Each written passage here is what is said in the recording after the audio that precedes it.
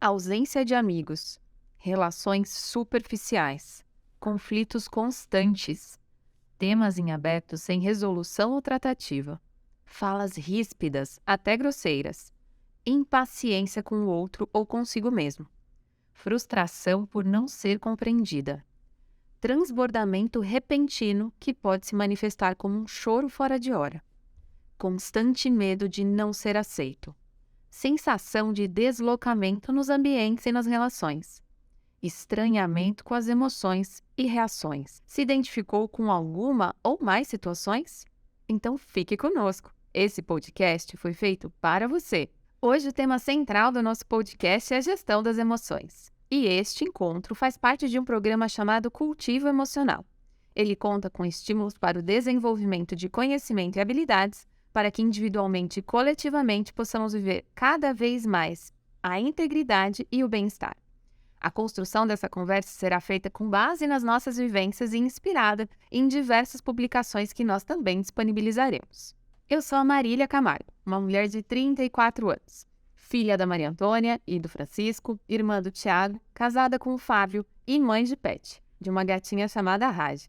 Inquieta por natureza ou por construção, fui vendedora de sapatos, comissária de bordo, supervisora de qualidade em uma assistência 24 horas, coordenadora de projetos de universidade corporativa em um clube esportivo e hoje sou sócia de consultorias de desenvolvimento humano e gestora de projetos e parcerias em uma ONG. Sigo em constante construção, intencionando contribuir com a materialização de sonhos e projetos de um lugar com muita compaixão e interdependência.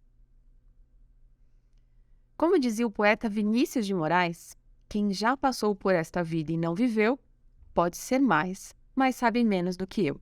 Porque a vida só se dá para quem se deu, para quem amou, para quem chorou, para quem sofreu. Eu sou Camila Paredes, mulher cis, mãe de um menino lindo de 8 anos chamado Pedro Afonso. Sou uma pessoa extremamente curiosa e apaixonada pelas relações humanas. Eu sou psicóloga de formação, estou lançando junto com mulheres incríveis um instituto que vai oferecer serviços de psicoterapia, grupos de estudo em psicologias e também trabalhos de desenvolvimento individual e em grupo. Eu, como pessoa e como profissional, acredito muito no poder de transformação e na capacidade que as pessoas têm para se reinventarem criativamente todos os dias. Eu sou Elizabeth Alves, mais conhecida como Beth Alves. Sou especialista em gestão de pessoas e liderança. Trabalho como mentora, como coach de executivos e de carreira. Também dou aula em escolas de negócio, como a FAAP, a FIA, a Fundação Dom Cabral. E também sou logoterapeuta. Eu amo cozinhar, amo fazer risoto, receber os amigos, um bom papo. Na realidade, eu gosto de gente. No meu dia a dia, eu intenciono despertar possibilidades nas pessoas para que elas possam, a partir de uma autorreflexão, encontrar novos caminhos. Eu estou muito feliz em estar aqui, conversando sobre um tema que é muito instigante, que são as emoções. Oi meninas, eu também estou muito feliz de estar aqui. E falando de emoções, eu preciso começar perguntando. Tudo bem com vocês? Tudo bem, obrigada. Tudo bem também, Má. Que bom. Mas agora, me diz. Primeiro você, Cá, como você está se sentindo? Eu sempre achei essa pergunta muito intrigante, assim, né? Porque as pessoas normalmente perguntam como é que você tá, e eu acho que nem todo mundo, na verdade, tem grande interesse em ouvir. Então, isso sempre me gerou muita curiosidade e um certo estranhamento. E sempre foi uma conversa muito recorrente que eu tive com a minha mãe, a dona Fátima.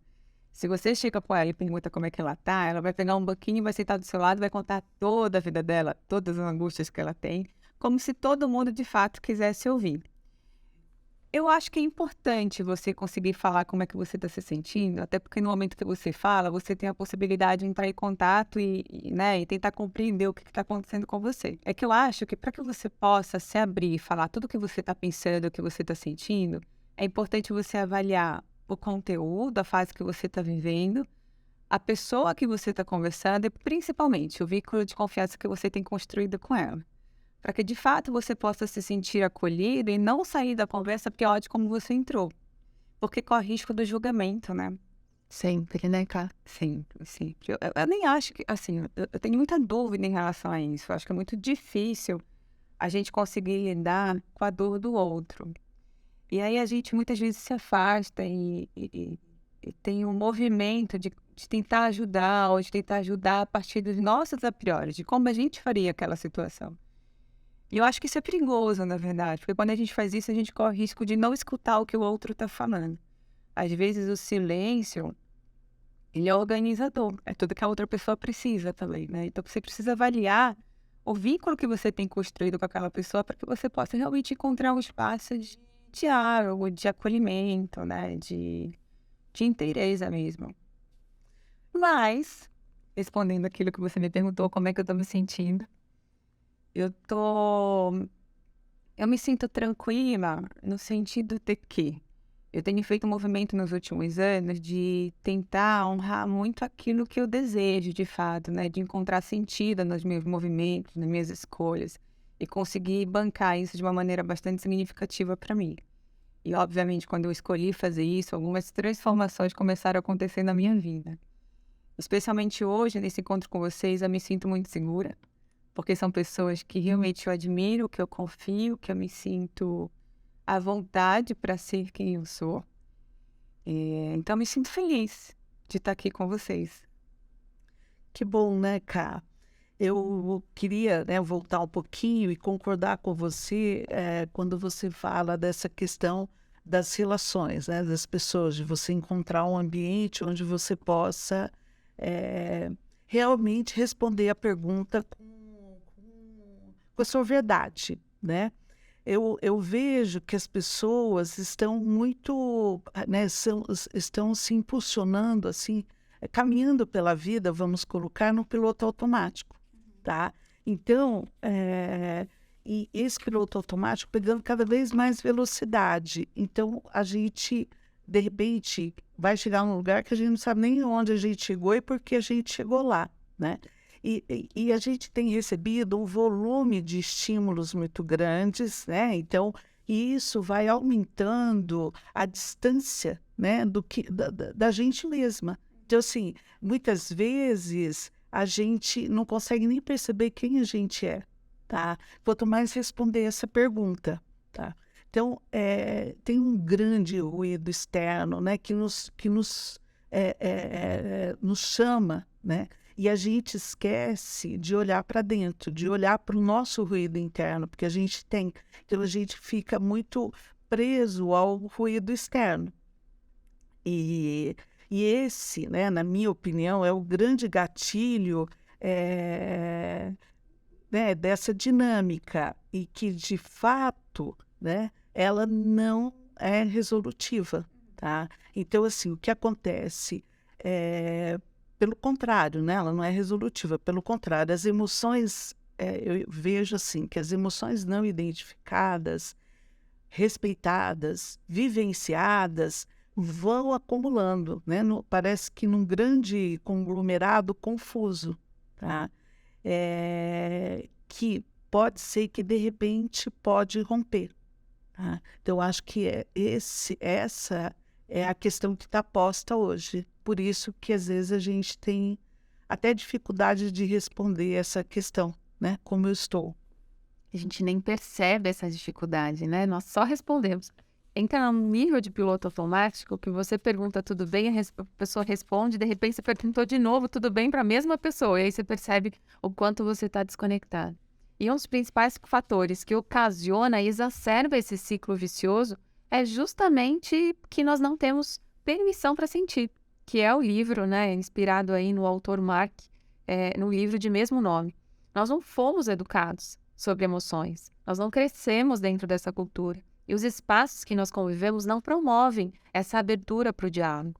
Pelo contrário, né, tem uma cultura de competição, de individualismo, que acaba permeando e de forma muito explícita, estabelecendo que ali não cabe, né, que não tem essa possibilidade para sentir, para viver o sentir, para falar sobre o sentir. E vejam que desconexão, né? Somos emoção e razão. E grande parte dessa emoção é desconsiderada. Nós deixamos de olhar, de falar, de tratar em grande parte do nosso ser. Como que isso se equaciona no dia a dia? E é verdade, né? Quando nós somos crianças, nós não somos estimulados a olhar o nosso mundo de dentro, só o de fora, né, Marília e Camila? Então, por isso, acredito, né, nessa grande desconexão, a gente vai se construindo desta forma. Sim, algumas pessoas, né, alguns pais talvez possam até trazer que algumas novas escolas têm programas socioemocionais, mas ainda são programas muito rasos, que eles não trabalham com profundidade a identificação e a correlação disso no dia a dia, a tratativa disso no dia a dia. Mas eu queria voltar um pouquinho no que a Ká falou dessa relação, desse triângulo, o eu, o outro, o contexto, dentro de um espaço em que exista confiança para se falar sobre isso. Queria ouvir um pouquinho mais sobre confiança, Ká. Então, eu estava ouvindo a Beth falando, né, sobre esse imediatismo que a gente está vivendo e essa sociedade contemporânea ou moderna, como a gente costuma falar, ela tem a questão da agilidade, né? Então, muitas vezes você realmente vai formando vínculos muito rasos, assim, né? Você vai respondendo às situações que vão se apresentando e a gente nem sabe direito o que está acontecendo no contexto, assim. E a questão da confiança, eu entendo que a confiança é o resultado, né, de um ambiente que promove segurança psicológica. A gente tem falado bastante sobre isso no contexto organizacional, né? Que é a pessoa conseguir se colocar com a sua inteireza, e aí isso envolve vulnerabilidade e potência, e mesmo assim você conseguir entender que você convive num ambiente que te suporte nesse sentido, né? Eu acho que isso sai do contexto organizacional e é para a vida, né? Na medida que você vai construindo um vínculo de confiança, onde você consegue ser inteiro e lidar com a tua vulnerabilidade, saber que ainda assim você está sendo aceito pelo outro, ainda que ele não concorde com tudo que você faz, isso promove segurança e isso promove confiança. E o que é isso? Como é que a gente faz isso? Eu acho que toda vez que você tem um ato de cuidado com a outra pessoa, você promove segurança e você promove suporte para que a pessoa possa ser. Todas as vezes que você faz uma pausa e você escuta aquilo que a outra pessoa está falando genuinamente, sem partir para a linha do julgamento, você também dá elementos para que a pessoa possa, de alguma maneira, confiar naquela relação. Todas as vezes que você, diante de uma situação, você consegue acolher, ainda que você nem sempre saiba o que falar, você também está promovendo um espaço para que o outro possa ter um diálogo e se colocar de uma maneira genuína dentro daquela relação. Então, são elementos que vão se compondo e vão se costurando, que de alguma maneira vão fazendo que você construa esse vínculo de confiança. Não é algo que é posto, não é algo que é manifesto. Acho que é algo que é construído na relação. E leva tempo para que isso possa acontecer, né? E aí, quando você vê, você tem uma relação onde você pode confiar. Eu acho que tem um elemento também que, até pensando agora, não é fácil a gente dar conta das dores e das reclamações, né, e das problemáticas que a outra pessoa traz pra gente muitas vezes, porque tem situações e tem conteúdos que também se engancham com os nossos. E aí isso pode dar uma confusão. Eu acho que um ponto principal para que você possa sustentar essa inteireza do outro é quando você entende ou tem clareza da intenção que você tem dentro daquela relação. Porque muitas vezes, quando você tem acesso a essa intenção, os problemas, eles não é que eles sejam menores, né? Mas eles são tratados de uma maneira diferente, porque tem algo que é maior que sustenta essa relação. Então, eu acho que tem uma coisa ligada também à intenção. Lindo. Eu acho que a gente pode fazer o paralelo de que a intenção é permanente, é como se fosse a linha que sempre dura. E o que acontece, os comportamentos, são manifestações pontuais que podem ser ajustados. E é legal isso, Má, porque a intenção, muitas vezes, quando você está diante do conflito, diante de um estranhamento, de um incômodo que você tem diante daquela situação ou problema, você pode resgatar a intenção para que você possa se regular diante daquela situação. Mas me diz uma coisa, agora, nós não fomos educados para isso. E aí, como nós podemos oferecer para o outro se houver ausência dentro de nós? Então, alguém, por exemplo, que tenha baixa autoconfiança, tem facilidade ou consegue, talvez não facilidade, mas consegue desenvolver a confiança nas outras pessoas? Até aproveitando a nossa temática aqui de gestão das emoções. Vamos pensar aqui na compaixão. Alguma pessoa que não tenha recebido, desenvolvido a autocompaixão, aquilo que começa conosco, ela consegue oferecer isso para uma outra pessoa, Beth? Essa é uma boa pergunta, Marília. Ela me remete justamente a uma pesquisa da Mary Gordon acerca da empatia. Nela, bebês visitam escolas de periferia, de crianças, bebês de meses, né, visitam escolas de periferia acerca de interagir com essas crianças, do cuidado com essas crianças maiores. E em uma dessas visitas, uma criança já de 14 anos perguntou aos pesquisadores: será que alguém que nunca foi amado poderia ser um bom pai? E isso até me emociona quando eu lembro, quando eu assisto esse documentário, Quem se Importa, que eu até recomendo acerca desse tema. As emoções, principalmente no caso da compaixão, ela é natural do ser humano, tá? Então, a minha resposta para você é sim, tá? É possível, mesmo, tá, oferecer para o outro, mesmo aquilo que talvez eu não tenha sido construído, que eu não tenha aprendido, tá? Porque a compaixão é natural do ser humano. Então, eu posso disponibilizar para o outro alguma coisa que eu não fui alimentado. É possível fazer isso, tá? Então, eu vejo assim, como por exemplo, às vezes as pessoas são muito doadoras, elas estão muito disponíveis para as outras pessoas, tá? E às vezes são muito duras com elas próprias, tá? Então, sim, é possível, né, a gente doar para o outro, às vezes, alguma coisa que a gente não foi alimentada. Eu acho que talvez até seja uma grande estratégia essa para que a gente possa fazer algumas mudanças internas, tá? Então, é importante a gente entender que na vida, né, somos uma construção coletiva. Nós crescemos, né, na relação. Então, a gente influencia e é influenciado. É lindo esse documentário, né, Betinha? Quem se importa, da Mayra Mourão, é esse? Esse mesmo. Quem se importa, gente, olha, assistam, vale muito a pena. E tem muitas histórias bacanas e que eu acho que tem a ver com esse tema que nós estamos aqui desenvolvendo, que é a gestão das emoções. E tem uma parte que é muito legal nessa pesquisa, Beth, que na medida que tu foi falando, eu fui lembrando que eu acho que é genial, assim. Eu acho que os bebês, se eu não estou enganada, os bebês que são colocados para que os adolescentes cuidem, eles têm a faixa etária de 2 a 4 meses, ou seja, eles não conseguem falar como é que eles estão se sentindo. Perfeito. E as crianças maiores vão ter que perceber essa noção de cuidado a partir do olhar, né? Da presença, de estar ali com aquela pessoa para poder entender o que está acontecendo naquele contexto e oferecer aquilo que eles têm como repertório.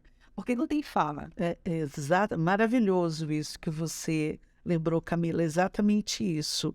É muito interessante essa pesquisa que a Mary Gordon fala acerca da empatia. Bom, eu gostaria de compartilhar alguns dados que demonstram a urgência desse tema. Nós estamos falando aqui de pesquisas, possibilidades, mas por que falar sobre isso?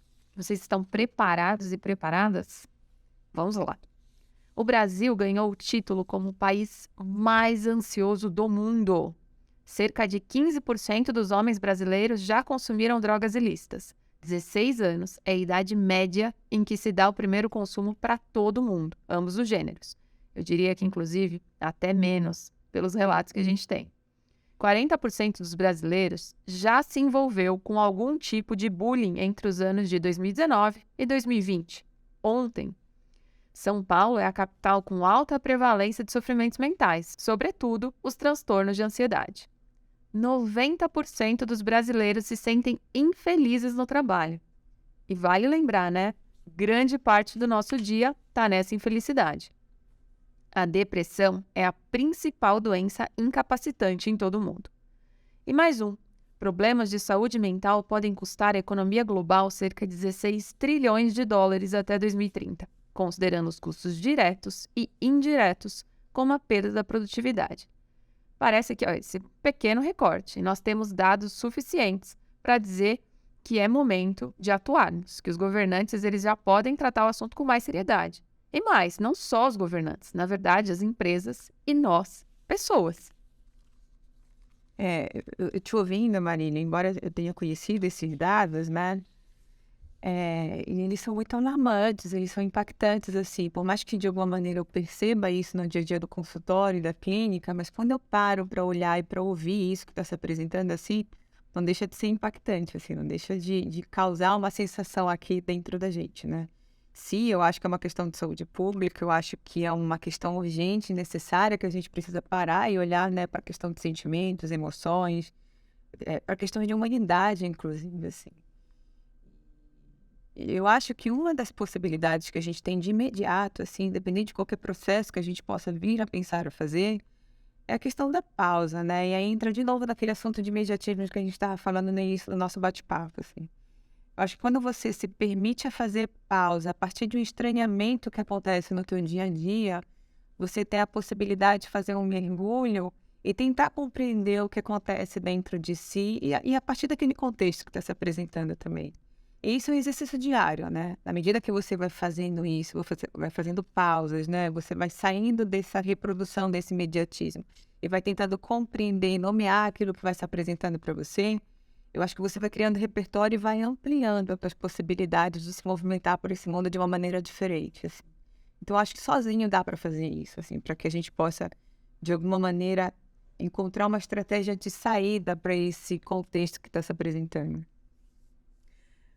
Eu quero aproveitar, né, pegar seu gancho, Camila, para compartilhar um método que a gente pode praticar que imagino eu, né, poderá contribuir com a gestão, com a nossa, né, então com a gestão das nossas e das emoções de todos, né, não só das nossas, mas de todo mundo.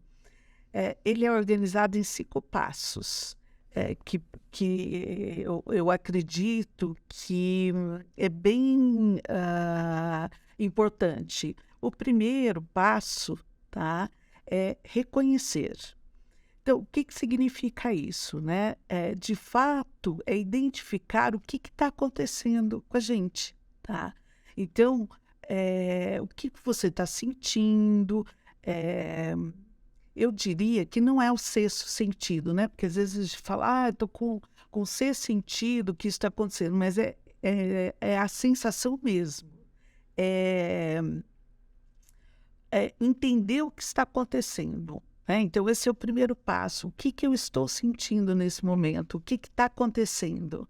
Eu acho que tem uma parte muito importante dentro disso que tu fala, Beth, que é a questão de você legitimar o que você sente no teu corpo, né? Que é a sensação. Quantas vezes no dia a dia acontece alguma coisa, a gente se vê diante de uma situação, a gente tem uma sensação diante daquilo e a gente passa por cima. E muitas vezes a gente cria conflitos ou constrói problemas porque a gente evitou aquela sensação que de alguma maneira se apresentou ali para você. Eu acho que o primeiro passo, sim, eu concordo muito contigo dentro dessa metodologia, que é você reconhecer e parar para perceber que existe um estranhamento diante daquilo que está se apresentando. E aí a gente vai para o próximo passo dessa metodologia, que é o compreender. Quando você consegue parar e reconhecer, você tem a chance de compreender, você tem a chance de aprofundar e tentar entender o que está acontecendo dentro de você, né? Passado o passo de reconhecer e compreender, é momento de nomear, né? A partir do momento que você identificou que existe um estranhamento e compreendeu de onde esse estranhamento está vindo, é momento de nomear. E nomear com vocabulário vasto. Isso é muito importante, né? Desenvolver o entendimento das diferentes emoções que elas podem estar postas. E aí, por exemplo, né? Você está irritado ou você está com inveja? Você consegue separar essas duas emoções no dia a dia? Como que elas funcionam para você? É isso mesmo, Marília. Nomear é super importante, né? A emoção que a gente está sentindo, porque isso dá mais concretude para aquilo. E aí vem um quarto passo, que é a gente expressar essa emoção, né? Que, como a gente disse no início aqui do nosso podcast, que as pessoas têm muita dificuldade de expressar o que elas estão sentindo no momento e a gente vai no piloto automático, como nós falamos, né? Então, expressar é o momento da ação, né?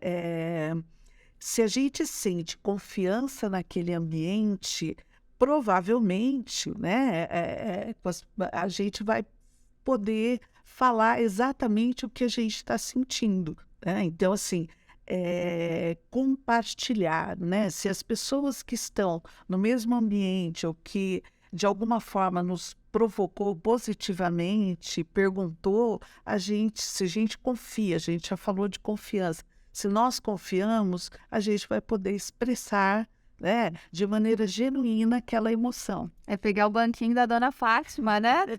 Dona Fátima escutando esse podcast depois vai dar uma reclamada. Mas essa questão de expressar é muito interessante, né? Porque tem uma questão normativa, tem uma questão social, que muitas vezes a gente não é incentivado, né? E tá dentro disso que a gente está falando, assim. É aquela coisa que a gente conversa, né? A criança chega da escola e fala pro pai e pra mãe que tá com raiva da amiguinha, ou que brigou com a amiguinha. O que normalmente a gente costuma ouvir diante disso? Você não pode sentir raiva do teu amiguinho, você não pode brigar com o teu amiguinho. E muitas vezes nem é raiva que ele está sentindo, às vezes é outro sentimento construído a partir de algum evento que está acontecendo na escola. Mas a gente, de alguma maneira, né, até por uma questão de norma social mesmo, a gente, de alguma maneira, incentiva que aquele sentimento, aquela emoção seja sublimada, porque não pode, é errado, né? Tem um contexto maior que diz que você não pode sentir raiva do teu amiguinho na escola. É feio, né? É feio, né? E aí, por fim, eu acho que a última etapa dessa metodologia, e dentro da minha compreensão é a mais madura, é a questão da regulação emocional, né? Eu acho que quando você reconhece, que você legitima esse estranhamento, e você tem a oportunidade de fazer um mergulho intrapessoal e tentar compreender o que está acontecendo, e aí você vai e nomeia e expressa isso dentro de um ambiente seguro, você aprende a se regular de uma maneira criativa dentro das situações. Então, eu sinto, eu reconheço, eu nomeio, eu sei o que é meu, o que é do outro dessa relação, e a partir disso, de uma maneira muito consciente, inteira, eu posso ter a liberdade de escolher como é que eu vou me colocar diante desse cenário que está se apresentando, para que eu possa me preservar e para que eu possa preservar essa relação, que aí entra na questão da intenção, que passa a ser importante para mim, né? Perfeito, Camila. Eu acho que, né, esse é um método que é super interessante, que então é reconhecer a emoção, compreender essa emoção, nomear essa emoção, expressar, né, e regular. Então, a partir dessa liberdade, né, do método que a gente está colocando aqui, eu entendo que nem toda fuga é ruim e nem todo enfrentamento é positivo. Tá? Então, a gente precisa ter um equilíbrio nisso, né? Às vezes, fugir é importante daquela situação, naquele momento, daquela emoção, tá? Então, chegar a esse quinto passo, que é de regulação, como bem você colocou, é alcançar a maturidade emocional, né? Olha só que interessante. E principalmente, né, a maturidade acerca de si mesmo, né, daquilo que você está sentindo, como você está sentindo, né, no contexto que a gente pode expressar e de que forma a gente pode expressar essa emoção. É entender, e isso eu sempre tenho colocado, né, que entender entre o estímulo e a resposta, você tem um tempo para dar a resposta mais assertiva, ou dentro daquilo que você entende do contexto, seja mais assertivo, né? Acredito que isso seja uma maturidade emocional. E é muito interessante, Beth, porque ontem e Beth a gente estava trabalhando, e aí vivenciamos uma experiência em que alguém falava assim, mas você precisa se colocar, mas você precisa ser mais incisiva diante dessa situação. E às vezes não, é a questão da fuga e do enfrentamento que você está falando. Às vezes existe um risco real que a pessoa está percebendo dentro daquele contexto que ela precisa fugir mesmo dessa situação, né? E muitas vezes a gente coloca esse negócio ou essa norma de que não, você precisa enfrentar, você precisa dar conta dessa situação. Todas as vezes você precisa ir lá e se colocar de uma maneira muito incisiva, se colocar de uma maneira que as pessoas passem a te ouvir diante daquela situação. Nem sempre isso é uma realidade. Às vezes você vive em ambientes coercitivos, às vezes você vive em ambientes ameaçadores, e isso não é fantasia, às vezes isso é real mesmo. E aí você corre o risco se você coloca. Tá? Então, a maturidade emocional é exatamente isso. Você entender o contexto e se aquele ambiente está pronto para que você possa expressar aquela emoção que você está sentindo. E aí não estou falando só das emoções negativas, né? Estou falando das positivas também, que muitas vezes é coibido, né, no ambiente. Então a gente precisa ter essa maturidade emocional, falar que eu reconheço que eu posso, né, demonstrar o que eu estou sentindo. É a questão que a gente sempre fala, né, Beth, da justa medida, assim, né? Você, não é só a emoção negativa, você demonstrar muita euforia também, às vezes pode gerar alguns prejuízos, né, do ponto de vista relacional, inclusive. E cabe dizer que nesse passo 5 nós não estamos falando de não sentir. Né? A autorregulação não é ausentar de novo ou suprimir a emoção que está ali dentro de você. E também fugir naquele momento pode ser uma estratégia para uma autorregulação que vem depois, que pode ser um papo ou pode ser, inclusive, a movimentação desse ambiente que não é positivo. Sim, não acho que seja não sentir, pelo contrário, acho que é um ato de maturidade, um ato de coragem, inclusive, né? Para que você possa se posicionar de uma maneira bastante assertiva, talvez, dentro daquilo que você está vivenciando. A essa altura, você que está nos ouvindo pode falar: puxa, mas eu acho que esse podcast não tem a ver comigo. E aí eu te pergunto, você já perdeu a paciência? Já se exaltou em alguma relação? Então é para você sim, e fica com a gente. Porque nós não estamos falando de pessoas perfeitas. Nós não vamos acertar o tempo inteiro. O aspecto é como nós podemos lidar dentro dessa tentativa que vai ser constante em toda a nossa jornada, mas sempre com a possibilidade de ter muito respeito. E aqui eu vou trazer o nosso exemplo, né? Camila, Beth e eu tivemos momentos desafiadores. Vamos ter outros, certamente. Mas eu vou compartilhar no comecinho da nossa relação. Nós tivemos conflitos, né, em pares. Camila e eu, Betinha e eu, nós tivemos conflitos, divergências de opinião que eram bem significativas. Nós precisávamos tomar uma decisão para seguir. E nós chegamos a extremos de pensamento. E nesse momento, nós optamos por ser respeitosos. Então, toda a comunicação, por mais que uma falava sim e outra não, que fosse polarizada na opinião, a tratativa era educada, a tratativa era respeitosa. Nós não usamos palavras, nós não dirigimos a expressão afetando o pessoal da outra, mas conversando sobre o profissional. Então, foi desafiador naquele momento, mas nós entendemos quais eram os limites e como fazer essa tratativa. E isso permitiu que nós pudéssemos evoluir na relação, que a admiração crescesse, que nós superássemos aquele momento e hoje eu pudesse ter esses 2 presentes de relação aqui na minha vida. Então, olha, vale a pena, foi desafiador, talvez seja um case de sucesso, é esse exemplo, e eu tenho vários outros que não foram, mas esse é o aspecto. Quando tiver muito difícil, vamos resgatar o que as meninas trouxeram, da intenção. A intenção com elas nunca foi gerar um embate, nunca foi ter uma experiência ruim. Então, como nós poderíamos, a partir daquela divergência, construir uma convergência? Olha, Marília, eu acho que essa sua colocação maravilhosa é assim, né? E se nós não tivéssemos esse respeito, se a gente não tivesse amadurecido para que a gente pudesse colocar uma para outra o que a gente estava sentindo, tanto de positivo como de vulnerabilidade, vamos colocar assim, talvez nós não estivéssemos aqui agora. Maravilhoso. Eu acho que esse sim é um grande case de sucesso. E eu acho que tem uma construção, hein, né? O que a gente volta a falar de segurança psicológica ou confiança, assim. Independente das divergências que a gente possa ter tido e teve, foram reais mesmo, né? Esses conflitos de ideias, enfim. Mas a gente tinha e tem como intenção, a gente sabe que uma quer o bem da outra. Que de alguma maneira a gente se une pelo crescimento de todas, pela potência de todas, que a gente se gosta, que a gente se respeita, que a gente se admira. Então isso passa a ser a maior dentro de qualquer divergência, assim. É isso que une essa relação e faz com que a gente queira sustentar dessa forma e tenha continuidade da forma que tem hoje, né? E é importante a gente entender que nós não somos perfeitos, né? Quando a gente está falando de emoções e que a gente tem permissão, sim, para falhar, a gente falha e não tem problema, né? Nas relações, inclusive, não somos e não seremos, né? Se você tá com essa dúvida, a gente já estabelece esse acordo agora. Não seremos, e eu acho que tem um desafio que, assim, a gente começou falando no podcast que a gente não foi ensinado a nomear e a sentir direito. Eu acho que é um processo constante de autoconhecimento, de autodescoberta, de aprofundamento. O tempo todo a gente está fazendo isso, e eu acho que na medida que a gente faz isso, a gente é convocado a fazer mais.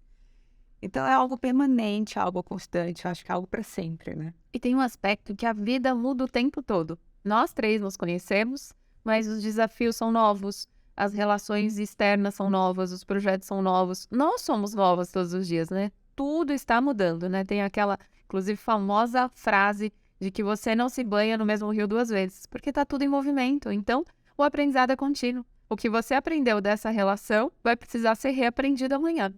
E pegando o teu gancho, marido, eu acho que tem isso mesmo, assim, né? Tem coisas que acontecem no contexto que você não tem previsibilidade nenhuma, muito menos controle, que você não sabe como é que vai te atravessar. Então tem conteúdos teus que não foram nem manifestados, velho. Assim. Exatamente. E como a gente vai lidar com isso, às vezes a gente não sabe. Por isso que, né, falamos que às vezes tem momentos que a gente tem que ficar em silêncio, né? Que a gente falou da fuga. Porque naquele momento eu não dou conta, né? Eu costumo usar essa palavra de expressar o que eu estou sentindo, ou entendo que posso expressar de uma forma que pode machucar até a outra pessoa. Então, isso é respeito, a gente se respeita e respeita o outro. Eu acho que isso é fundamental. É a autorregulação, né? Exatamente, a autorregulação. A gente precisa compreender isso. É importante a gente compreender, até para que a gente tenha relações, né? A gente tem que se dar permissão para sentir, né? Como diz o livro, e permissão para o outro também sentir. Eu acho que isso é fundamental, e chegar nessa maturidade, né? Na relação. Neste momento eu estou sentindo isso, não tenho condições de colocar, porque às vezes eu não vou conseguir colocar, e está tudo bem. Tá? Agora, logicamente, que se eu ficar embotando as emoções, isso, como eu já disse anteriormente, isso pode depois se romper de uma forma negativa. Tá? Então é importante a gente se colocar, mas a gente sabe também a hora, né? É isso que é a regulação que no livro é colocado. Sim. É teu momento agora, Betinha. A Ká começou dizendo como ela estava se sentindo. Agora eu pergunto para você, como você está se sentindo?